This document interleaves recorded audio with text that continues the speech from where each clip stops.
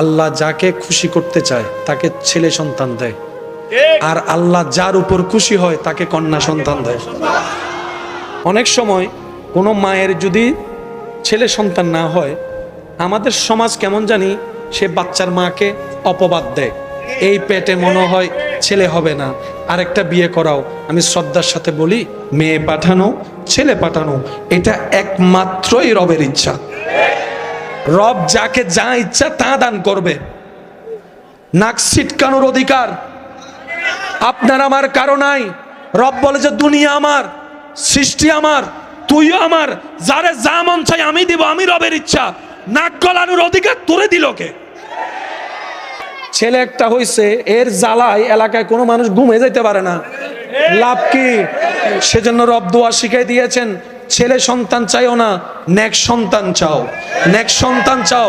জগৎ দেখেছে একজন মহিলা রাবিয়া বসরি অনেক জায়গায় হাজার হাজার পুরুষের চাইতেও শ্রেষ্ঠত্ব হয়েছে। শ্রেষ্ঠ হয় রবের দয়ায়। ছেলে সন্তান কন্যা সন্তান দেওয়ার মালিক আল্লাহ। আমাকে 3টা মেয়ে দিয়েছেন। আমি সবার সামনে বুক ফুলায় বলি, আমার 3টা জান্নাত আছে। আমার 3টা জান্নাত আছে। আল্লাহ যদি আমাকে আরো 3টা দেয় আমি বলবো আলহামদুলিল্লাহ। একটা কথা মনে পড়ছে, ছোট্ট করে বলি, আল্লাহ যাকে খুশি করতে চায় তাকে ছেলে সন্তান দেয়, আর আল্লাহ যার উপর খুশি হয় তাকে কন্যা সন্তান দেয়।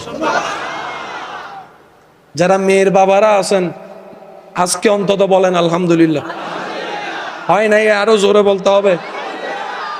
আল্লাহ যাকে খুশি করতে চায় তাকে ছেলে সন্তান দেয়, আর আল্লাহ যার উপর খুশি হয় তাকে কন্যা সন্তান দেয়। তো মেয়ে হলে আজকে থেকে যাবে।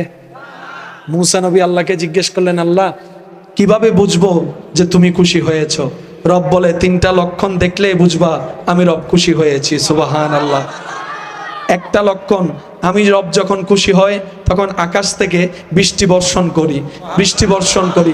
আমি রব যখন খুশি হয় তখন আমার বান্দার ঘরে মেহমান পাঠাই। আমি রব যখন খুশি হই তখন কন্যা সন্তান গই ঘরে আমি আল্লাহ পাঠাই দিই। আল্লাহ খুশি হলে যে 3টা কাজ করেন, আমরা মানুষ সে 3টা কাজেই নারাজ।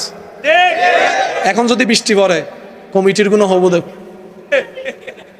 আইবের আর টাইম না সব কাজ শেষ করে ঘুমাইতে গেছেন, টিং টং দরজা খুলে থেকে 5 জন মেহমান। গারো ঘরে কন্যা সন্তান হয়েছে, কি ছেলে ছেলে না মেয়ে? হতে মেয়ে। মিষ্টিও দুসুন কিনে দি। আল্লাহ খুশি হলে যা করে সেটার বিরোধিতা আমরা করি। বাস্তব না বাস্তব আপনারা বলেন না?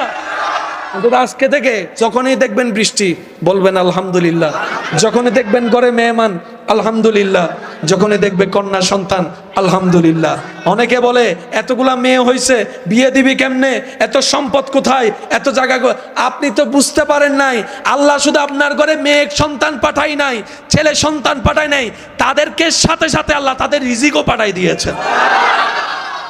মনে রাখবেন ভাই, যতগুলা সম্পর্ক পৃথিবীতে আছে আল্লাহর সবচাইতে পছন্দের সম্পর্কের নাম স্বামী স্ত্রী।